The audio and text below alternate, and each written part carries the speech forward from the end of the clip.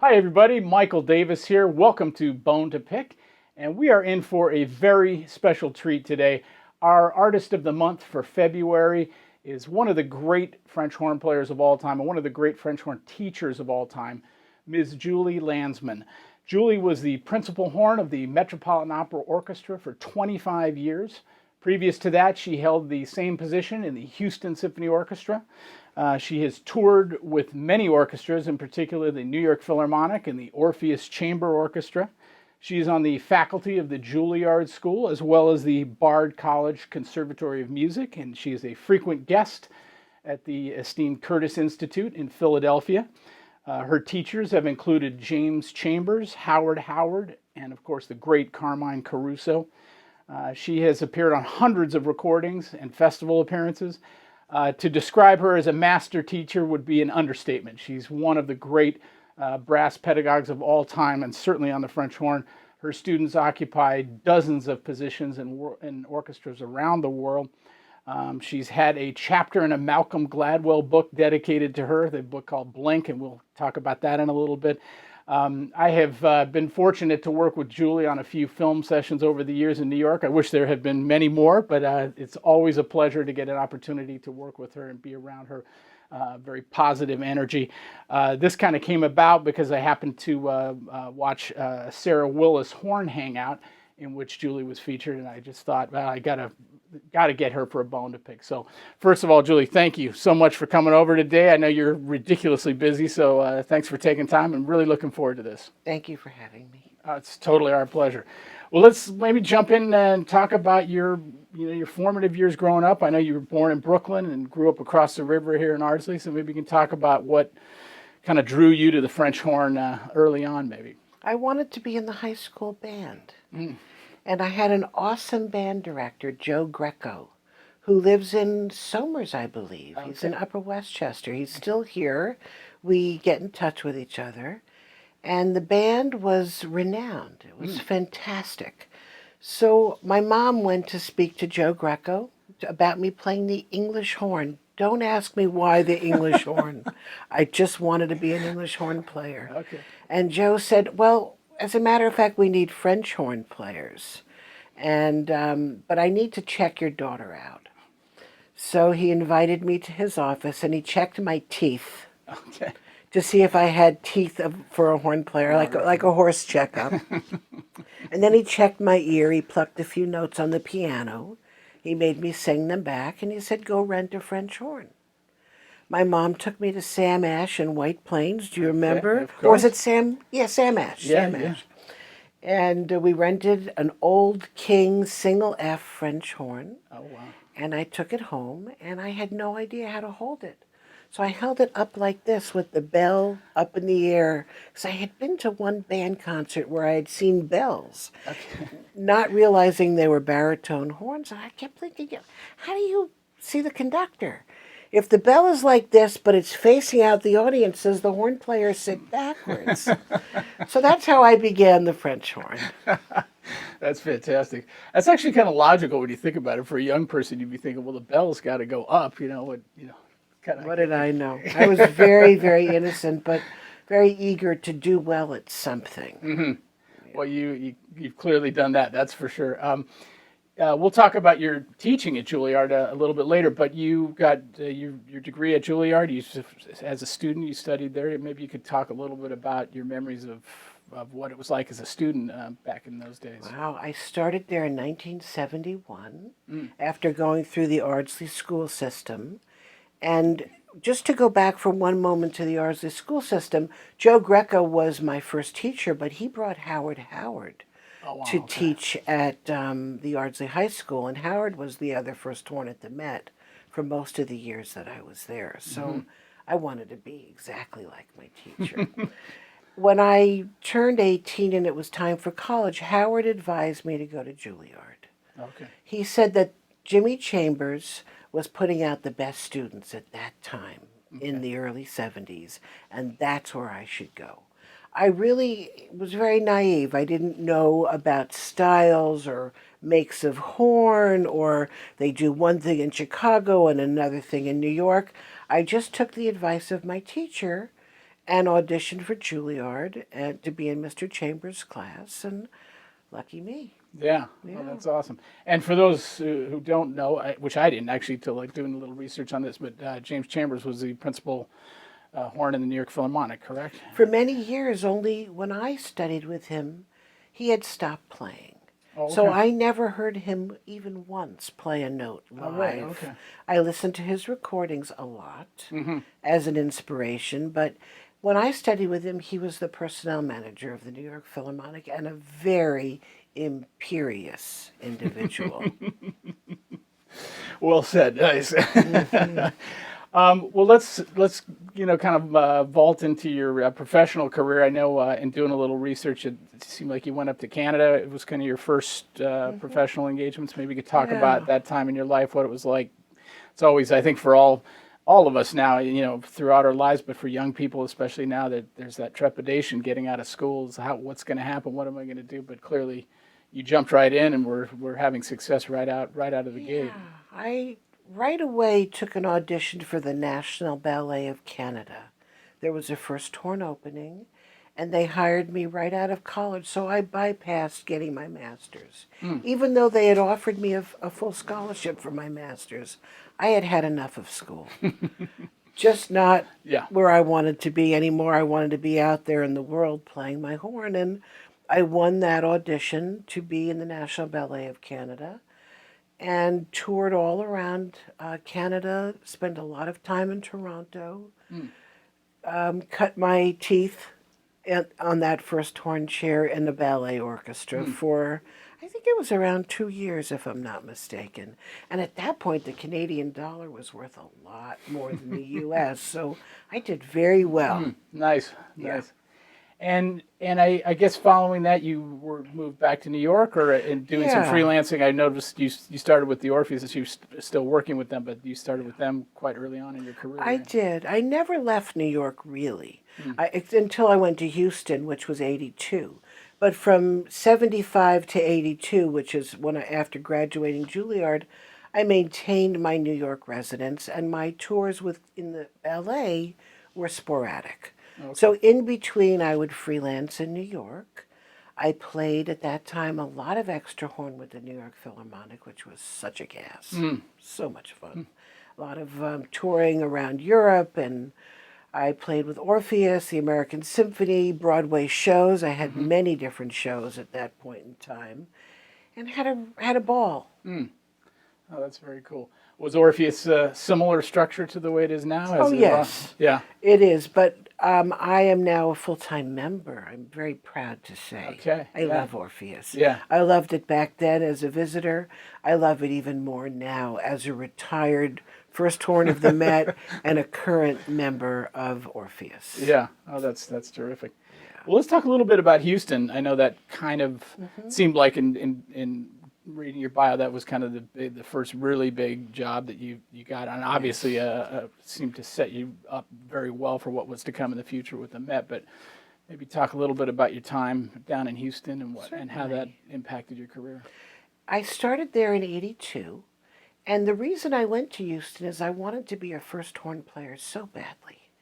And being a freelancer in New York at a young age didn't always lead me to the first chair. And that's where I wanted to be. And I remember playing extra horn with the New York Philharmonic, and their current principal horn, Phil Myers, said to me, if you want to be a first horn player, you need to leave New York and be a first horn player someplace else first. So I took his advice, and I won the Houston Symphony audition. That said, I had taken many, many auditions prior to Houston that just didn't pan out.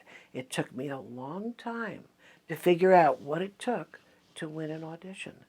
By the time I took the Houston audition, I was able to win it, and I moved there for 3 years, which, as a New Yorker, was a shock to the system. No doubt. Oh, my goodness. But I learned a heck of a lot.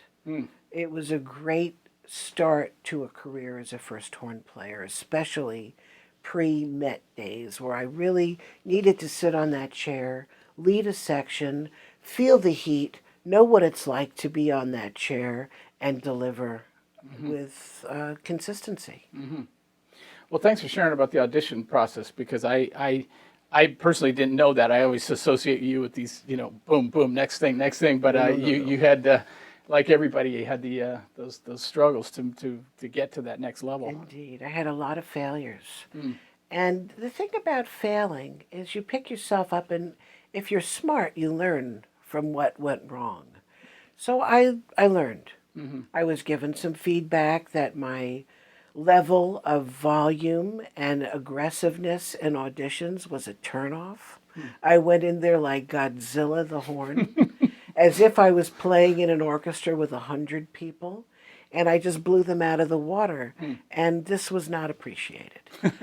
So one of the things that I teach my students now, and I do a lot of audition preparation, is don't give it all. If they want more, let them ask. And if they ask, that means they like you. But save something for the end, because playing by yourself is a whole different ball of wax than playing with 100 people, volume-wise particularly. So in Houston, the only question they had after I won was, can she play loud? I said, yes. I finally figured out how to do this.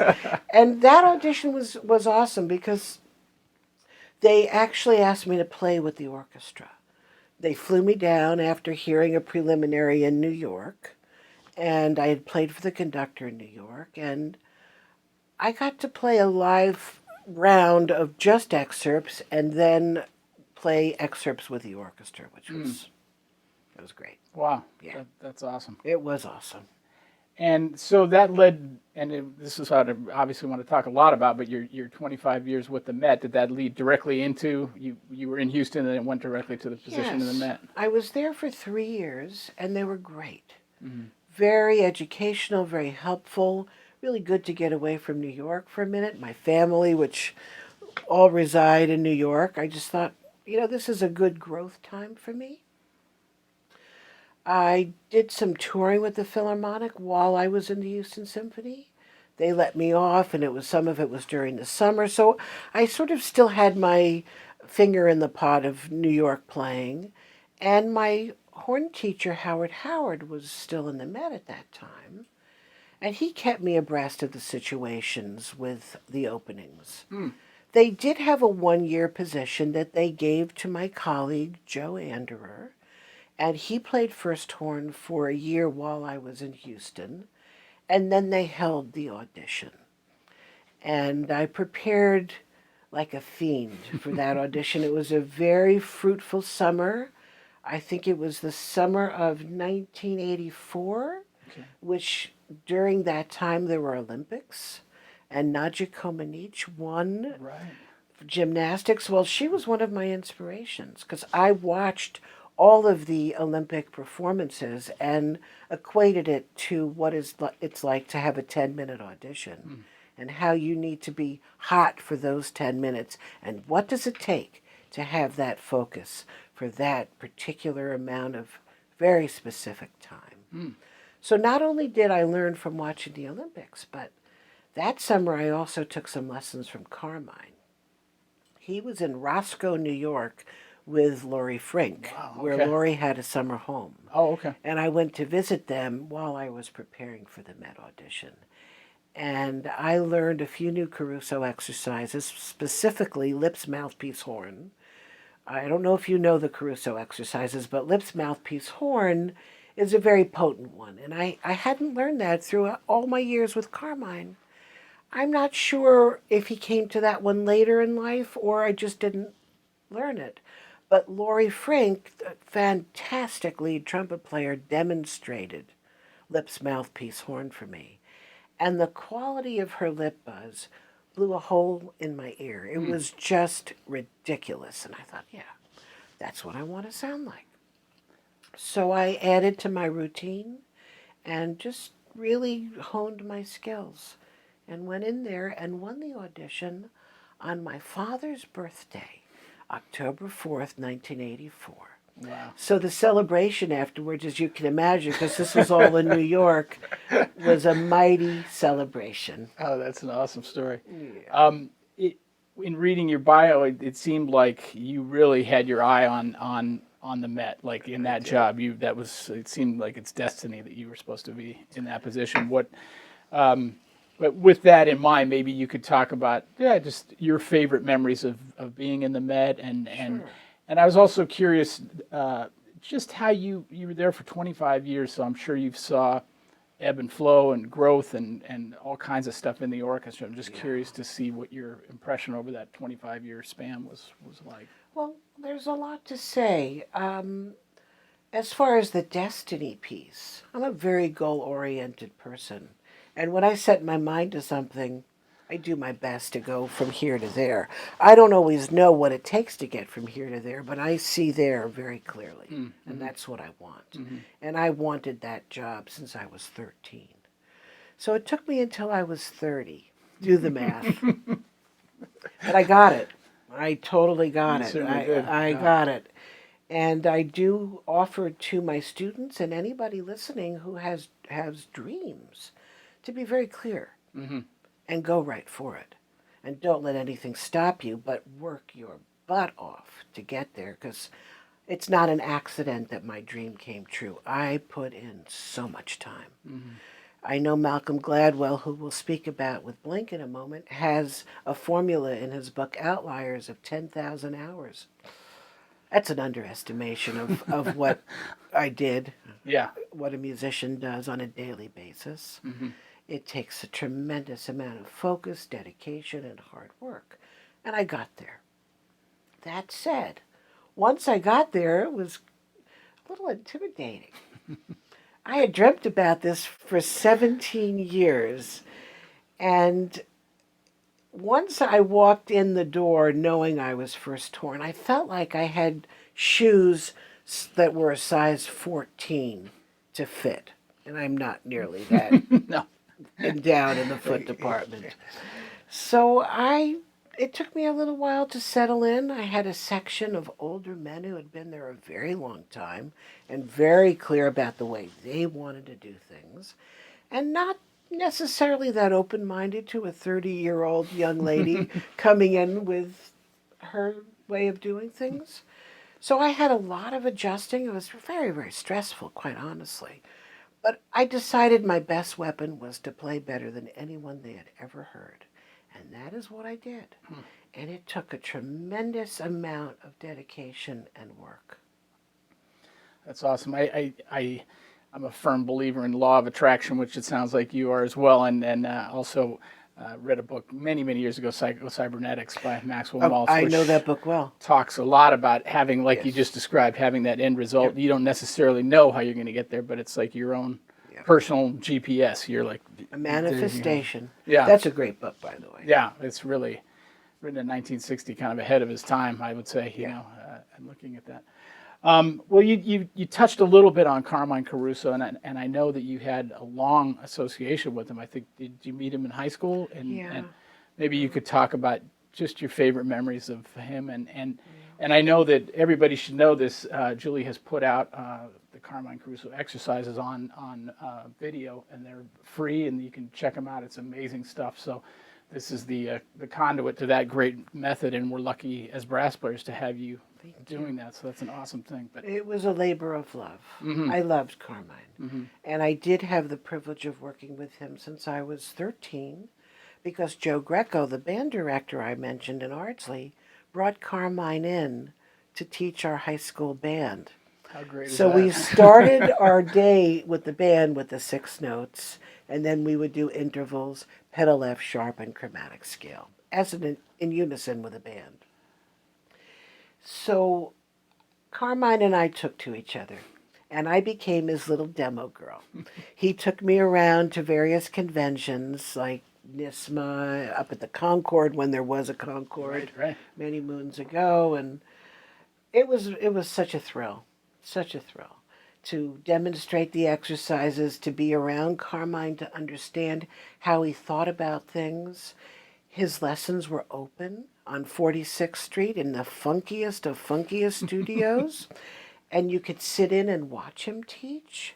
He was just a very open man about education and very, very positive. I refer to him as the Mr. Rogers of teachers, because you would come in there, not I personally, but there would be people who were in really bad shape. And he would just take you from where you were and move forward. He never judged you. He never said harsh words. Makes my eyes tear up, because for me it was like so healing to have a teacher with such a beautiful, open, and warm heart. So I would say not only is his method great, but the way he went about communicating to his students, the love of teaching, the love of people, and the love of helping them improve in their lives. That kind of leads into my next question. I don't think I've run across a teacher whose students love them more than your students. Aww. When I talk to them, they to a person, I mean, they all absolutely adore you, and I think you're tough on them too. They'll talk about what you have to do to get to that point. But I was wondering if you could, and I think part of it, I'm sure, comes from Carmine, but your own approach to teaching. How do you, if you could kind of capsulize it, because it really is impressive to me how in addition to the success your students have had, let's for sure mention that, because so many of them are doing high-level professional work in orchestras, but they love you, so it's like you clearly have an approach that touches people and makes this huge impact. So Thank you. Thank you talk for about telling that. me that. Yeah. Well, I love what I do. I think that's really important, and I think connecting with the student that you're teaching is really important. Know who's in the room. Know who this person is.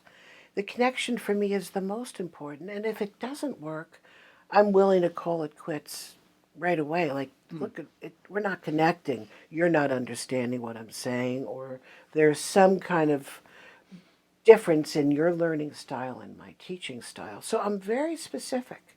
It's got to work. If it doesn't work, it's too painful for me, because I love my students. And in order for that love to take place, there has to be trust and communication.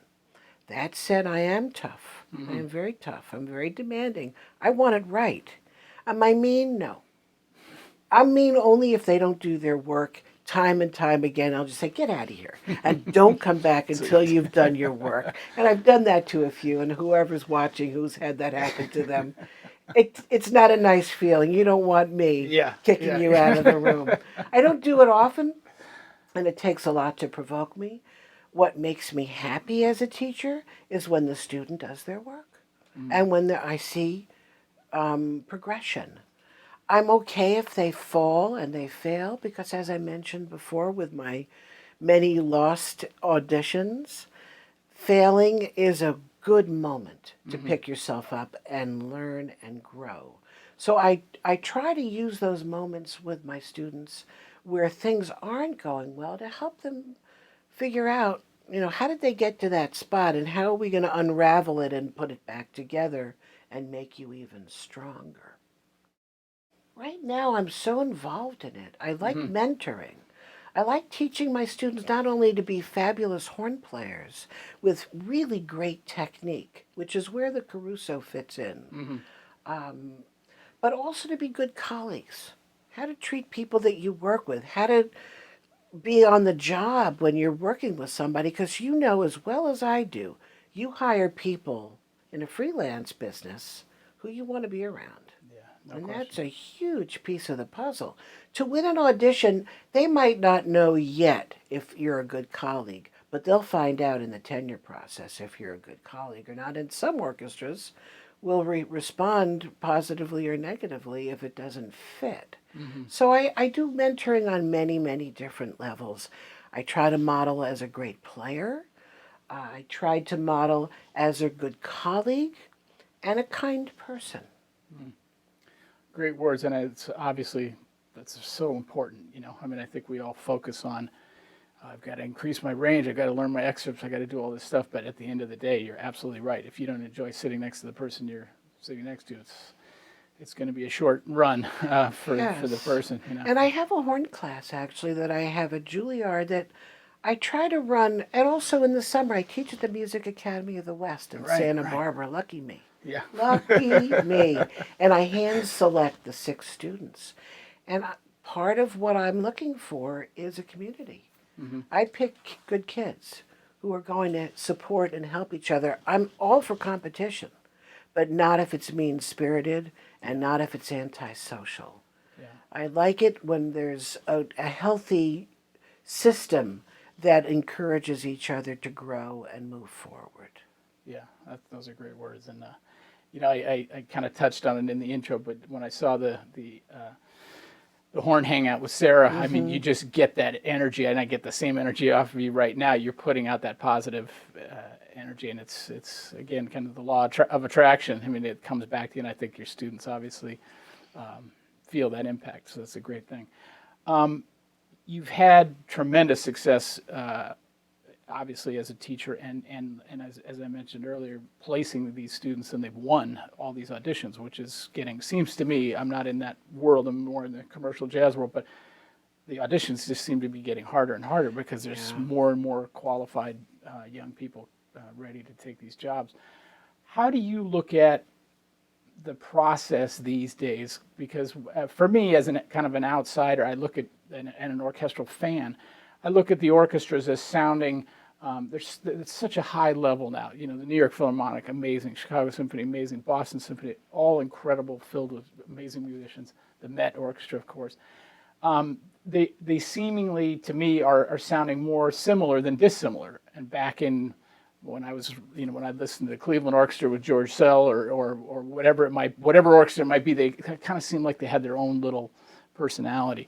How do you view, in terms of preparing your students for these auditions, how do you look at that in terms of giving them the tools to get it seems like there's more of a specific sound that they're looking for, but at the same time, you want to have your personality come through, I would think, to set yourself apart from other players. So I hope that makes some sort of sense, but it does, of course. Combining those two elements. Well, it's a 2-part answer. What used to be and what is has changed. So I'll address both. Okay. What used to be was very instrument specific. For example, the New York Philharmonic and the Metropolitan Opera and the Cleveland Orchestra all used to play on the Con 8D. The Con 8D, and also the Los Angeles Philharmonic and the San Francisco Symphony. That was the instrument of choice for many decades. And along with that is, and the Philadelphia Orchestra, which also had Crispies. That was an offshoot. The Con was an offshoot of Crispies. So for many, many years, there was a very specific niche of a certain kind of mellow but orchestral openness in the sound. And that's the school I was trained in, and that's the school I just love. That's the sound that just thrills me to my core. That said, I trained 4 members of the Met Orchestra now, all who happen to be women, and one behind a screen. Yes, let's hear it for the screen at the Met. That's awesome. To fit into the Met section at that time, which was primarily Con 8D section and emulating my sound. But things have changed. As soon as I left the Met, they replaced me with someone who didn't play a Con 8D. As soon as Phil Myers met Engelbert Schmidt, he switched from a Con 8D to an Engelbert Schmidt. Well, the country is now really moving away from the Con 8Ds. Cleveland is still playing on Con 8Ds for now. They're in the process of looking for a first horn. God knows what's going to happen. So at this time, there's a huge switch up with instruments and sounds of horn sections in orchestras.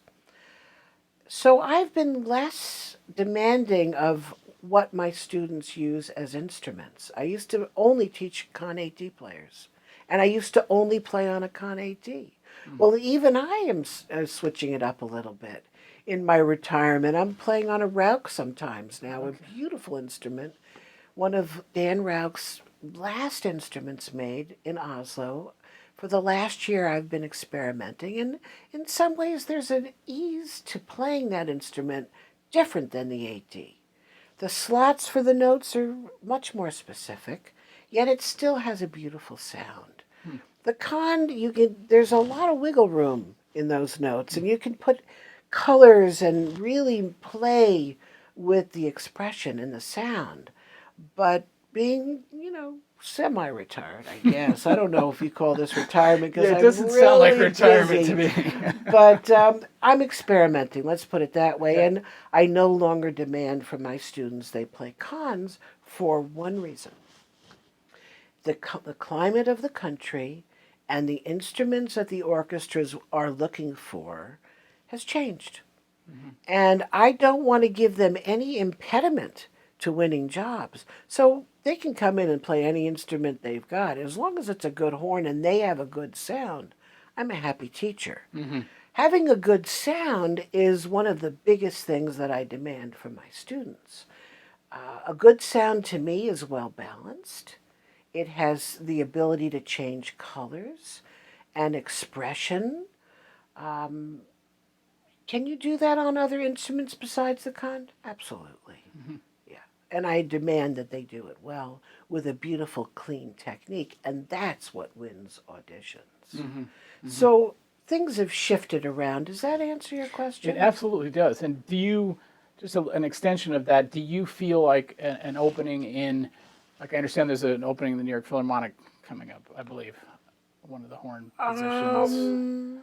I'm not sure. Or Maybe I could be wrong. I could Maybe, be wrong about it. But let's say for sake of argument, yeah, maybe there is an assistant opening. I think so. And would the expectation be that since Phil is there that you would be playing on a Schmidt, or is it more open than that and you can adapt if you're the person? I think ultimately, if you win that audition on a different instrument, you will be playing on a triple Schmidt. That seems to be historically what has happened to the newer players in his section. And would you say that's the case in other orchestras around the country to some level? Or? Yes, I would say if you win the Cleveland audition and the conductor allows the section to call the shots. In Cleveland, the conductor's got the power, so it's a bit of a wild card right now. But if it's up to the section, they would want the principal to play on a con. We'll see. That's yet to be seen. That must be an interesting dynamic when whether the conductor has the power or the section has more influence. Or Yeah, I'm sure it's on a case-by-case basis. it is. It is, and I believe in San Francisco they're very particular. I think the last I heard they only wanted Berg horns there. If you wanted to audition for the San Francisco Opera, where my student's the principal horn, you've got to have an AD. There's no question. If you want to audition for the Washington National Opera, where my student's the first horn, you've got to have an AD. These are the kids that I taught when AD was it, and they are holding down the fort, thank God, and I love them dearly for it. And they're very particular. That's what they want in their section, and they can call the shots. Awesome. Well, you touched on now the Met section has 4 women, and you are certainly a pioneer, and what a pioneer you've been in the women in brass movement, if you want to refer to it as that yourself, Susan Slaughter, Barbara Butler, many great players who have helped open the market for women, and it's we all applaud you for doing that. How do you feel as a true pioneer and accomplish that? And as you touched on it, being the 30-year-old woman who's with older guys in the Met section, I'm sure you had your days where you had stuff to deal with. But how do you feel now? Like, are you happy with where things are at? Certainly, everything's improved. I see major orchestras around and not just for French horn, but trombone, ladies playing the trombone in sections, trumpet. It's really much healthier than it's ever been. How do you feel good about where things are at? Is there still room for improvement? Where do you feel things are at? I'm optimistic. I choose optimism. I also love the screen. And I can tell you one thing for sure. If that screen hadn't been there when I won my Met audition, things might have turned out differently. and not based on the quality of my playing, Yeah. but based on their preconceived notions. So I'm so grateful for that screen. And we could segue from that into Malcolm Gladwell's book. Just thinking that, yeah, I perfect. read your mind, because that last You're chapter. making this very easy for me. Thank you. Thank you. Likewise. Likewise. The last chapter of Blink is about making decisions without seeing, about quick, he calls it thin slicing. And that's what I do when I teach, by the way. I know within the first 5 minutes what I'm going to work on with the kid, even if it's for the next 4 years. I get it. I don't know where I get this from. But thin slicing with a screen is very different than thin slicing with your eyeballs. There's a lot of prejudice that you can have about someone's look, someone's instrument, someone's sex, someone's height, someone's weight, someone's clothing. There's a lot of prejudice you can have, or someone's embouchure. And I am so grateful that that screen was there for my audition until the bitter end, until I walked out from behind the screen as the winner. Yeah. Wow, so the entire audition was behind the screen. Every round. And I did 3 rounds, I believe. Okay. And I took a video in my mind's eye of the final round when I walked out from behind the screen and was announced as the winner. There were gasps. The committee was like flabbergasted. Wow. Maybe 2 people back there knew it was me. My teacher, I believe, recognized my playing. And there may have been 1 or 2 other people, I'm not certain, that might have known, even with the screen there, that I was back there based on past knowledge of my playing. But none of them expected a woman. They all figured it was somebody else. They had 2 or 3 guys in mind. And they walked to the back of the room. They were in such shock that only 2 or 3 of them came forward to shake my hand. These guys flipped out. Wow. And I still can see it in my mind's eye. Wow. And I wrote their names down, believe me. I was We are very taking names. aware of who came to say hi and who walked to the back of that room. And at that point, there was no turning. You won the job. I You were won, baby, and there was no taking it back. And I was going to go in there and show them they made the right choice. Yeah, well, clearly, no question you did that Yeah. for 25 years I running. did. It was a lot of. I don't want to use the word effort because that has a negative connotation, but it took a lot of intention and a lot of dedication to do those 25 years. But I want to go back to Blink because the story about how that came back about is so funny. Yeah. I was at home one day and my phone rang, and on the other end I hear, "Hi, this is Malcolm Gladwell. I write for the New Yorker. Can I ask you some questions about your Met audition?" And I had never heard of Malcolm Gladwell. But I knew of the New Yorker. I thought that was a great magazine. I'd grown up around the New Yorker, and it's sort of a high-end intellectual magazine. I thought, oh, great. Yeah, he wants to write something about me in the New Yorker? I'll talk to him. So he asked me a lot of questions about my audition. I don't remember the questions, but if you read the last chapter, you'll hear what the questions were. And we talked for about 30 minutes. And at the end of the interview, I said, "So, when's the article coming out?" He said, "There is no article." And I said, "What?" He did not at that point say, "I'm writing a book and you're going to be featured in my book."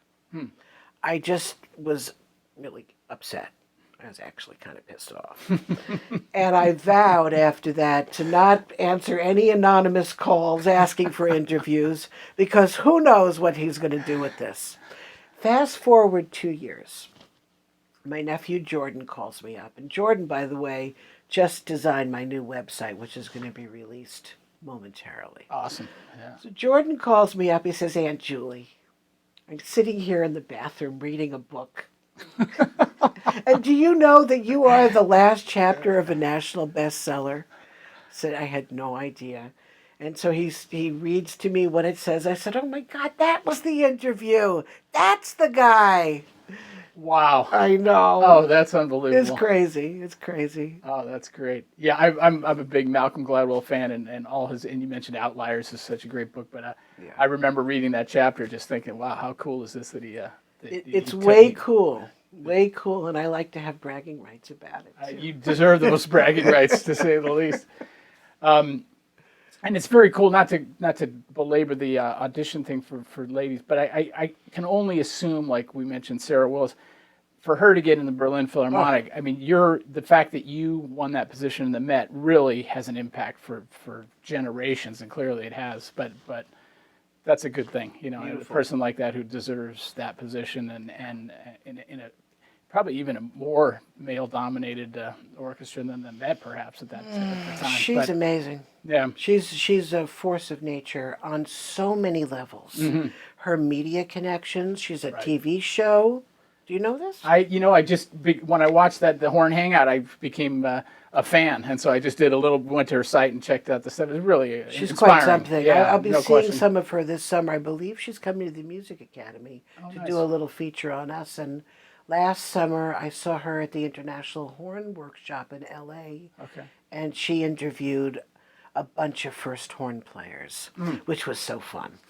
I got to sit up there with one of my former students, Jen Montone, who's first horn in the Philly Orchestra, and we were part of the panel. Tim Jones from the London Symphony, principal horn, Stefan Dorr, principal horn of the Berlin Phil, and Andrew Bain, principal horn of L.A., were all interviewed as first horn players by Sarah for the IHS workshop, which was fun. Wow, that sounds great. It was so fun. Yeah, I'd love to see that. That's fantastic. I think it might be available. Yeah. Yeah.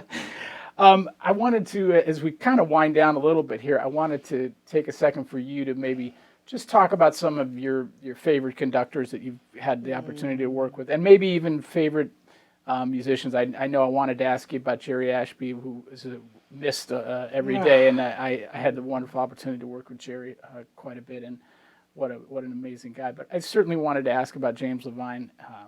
Obviously, you have this incredible past and history with him, but also any other conductors that that really inspired you throughout your career. Sure. Well, there's several things to say.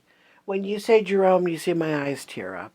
I loved him. He was my roommate in college. Oh, is that right? Wow. Yeah, we were very, very close. I'm the godmother to one of his children. I played at her wedding recently. Oh, wow. And stay close with the family. I do my best to support them in any way that I can. I loved him so much, as everybody did. Yeah. Jerome had thousands of best friends. I'd like to say I was one of them, but he had a line of them. When he was sick in the hospital, there were lines out the door to his room for people to just wait to pay homage. I miss him. Yeah. Juilliard misses him. Aspen misses him. The Philharmonic misses him. His family. Oh my God, what a devastation. He was 52 years old. Yeah. So, yeah, that's Jerome. I also inherited 2 of his students. He willed me 2 of his students.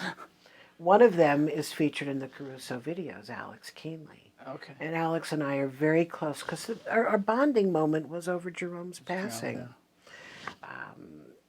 Very, very intense time. It was 8 years ago, December 26th. So Christmas has always a mixed feel to it. Yeah. But moving away from the tears, which I'll wipe away, my association with James Levine for 25 years shaped so much of my musical world. His sense of sound, his concept of how the orchestra blended and accompanied the singers has had a huge impact on my ideas about tone.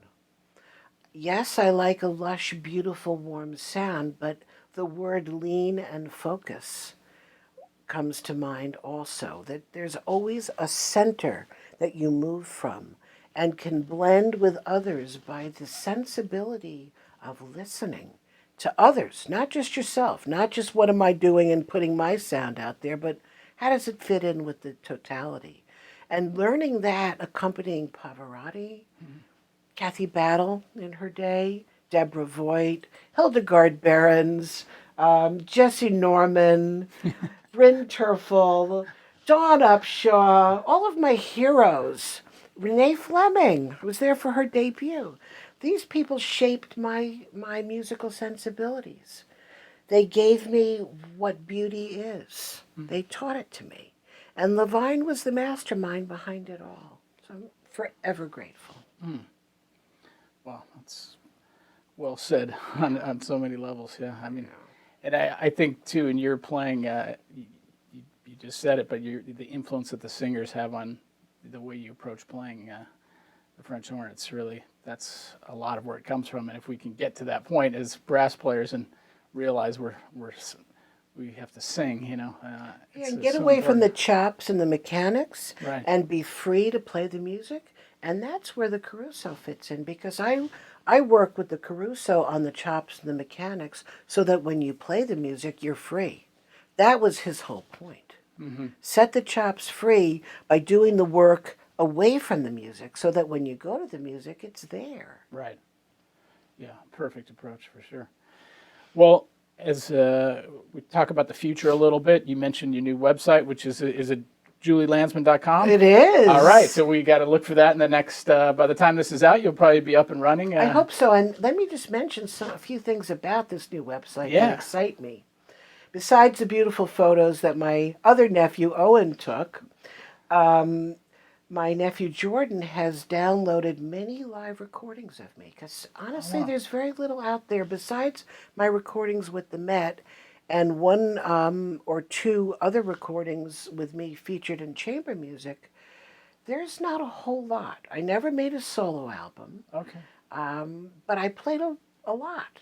So I have put a lot of my live recordings and some clips from some Met recordings and various things on my website so that my students can hear what I sounded like when I was at my height. Yeah, I'm very excited about that part of my website. Also, there's going to be a bunch of interviews. I think I'll put this on there. We'd love to be on that. That'd be awesome. You will be there, and lots of articles written about me. There's one from Local 802 and a few other things over the decades that will be on my website. And very cool. Yeah. Well, we'll look forward to seeing that. julielandsman.com. That'll be outstanding. And as far as I'm sure you're full steam ahead with all the great work you're doing teaching-wise. And and actually the Caruso videos will be on there, and they're also free on YouTube and on the International Horn Society website. There's 12 lessons with printout PDFs. But please follow the instructions. Do you hear me? Here's me being strict. If you don't listen to what I say, you will get hurt. I get these calls of people who are like doing 5 times more than what I recommend. It's like, what does it take to talk sense to you? You have to call me injured because you didn't listen? That's not okay. But as far as the future goes, I'm doing a lot of traveling at these days to play, to do workshops with Caruso. I'm part of horn workshops. I'm going to Oklahoma for the Southeast Horn Workshop, going down to Orlando for this Florida workshop. Tons of stuff. Busy girl. And retirement suiting you quite well, I could say, right? You know what? I'm happy. I'm very happy. And that's the most important thing. Yeah, for sure. I always like to end our interviews. It's certainly for all of us, at any age. But certainly young people, they look up to you so much. And if you could break it down to maybe just one piece of advice that you have for the young French horn player who wants to be the next Julie Landsman, or the trumpet player who wants to be you, whatever instrument they might be playing, what would that piece of advice be? I would say that you need the right teacher. You need to have a teacher that fits you. And if you don't have the right teacher, find the right teacher. But there's a second piece, which is you've got to work really hard, which I said before. It doesn't just happen. It doesn't happen just because you want it to happen. What it takes to be a success is talent, drive, great instruction, and fabulous opportunity. Those put together equal success. But if you have just talent and don't have the drive, where are you going? I've had some of those, and that's painful to see amazing talent that doesn't have that forward push. That hurts. Yeah, that pretty much sums it up. Those Yeah. four components for sure. Well, Julie, I want to thank you again for coming today and being on Bone2Pick. It's what a delight. I just loved every minute of it. It's been great. My pleasure. Thanks for coming, and thank you all for checking us out on Bone2Pick. Make sure to look up julielandsman.com. It'll be up very shortly, and we will see you all next time on Bone2Pick.